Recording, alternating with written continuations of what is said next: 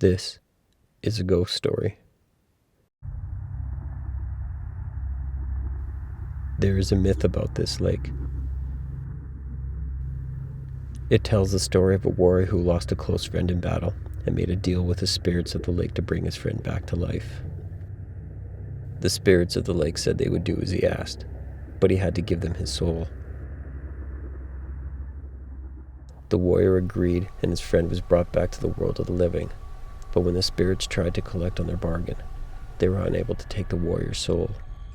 The warrior had used a magical amulet to protect himself, and this enraged the spirits. They told him that he couldn't protect himself forever, and that they would punish him severely for what he had done.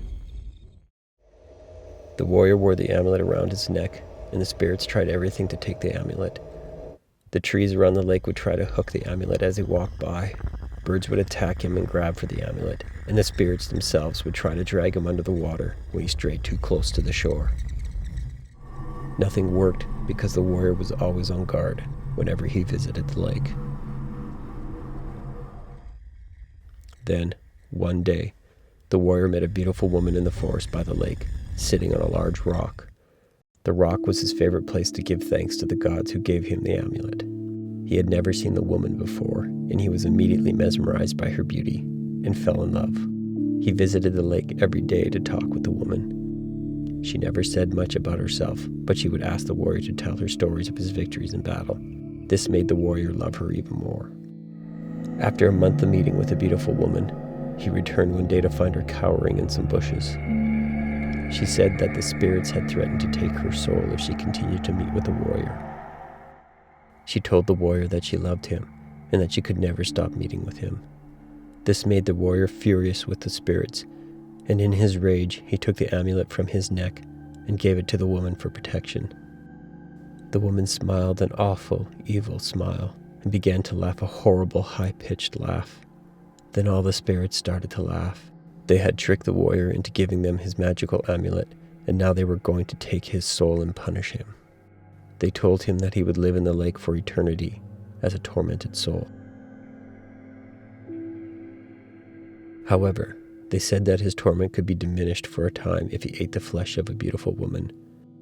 The spirits said their torment would lessen for 25 years if he did so, during which time the torment would slowly return until it was unbearable and he had to feed again. The warrior said that he could withstand their torment and that he would never eat the flesh of a human. He was able to withstand the agony inflicted on him by the spirits for a time, but eventually it became too much, and he attacked and ate the flesh of the first beautiful woman that ventured too close to the lake.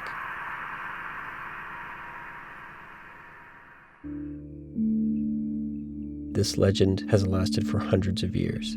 Some believe that it was made up to explain the strange disappearances of women near the lake every 25 years. Some believe that an ancient cult or copycat killers are responsible for the disappearances.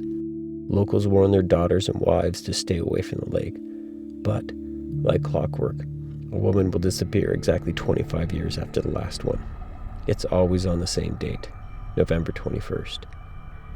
Police increase patrols around the lake when the date nears, but a young woman always disappears without a trace. When the date approaches for the next disappearance, locals claim to see ghosts of women hovering by the lake, weeping with despair. There are also reports of a demon in the water and terrifying, high-pitched laughing.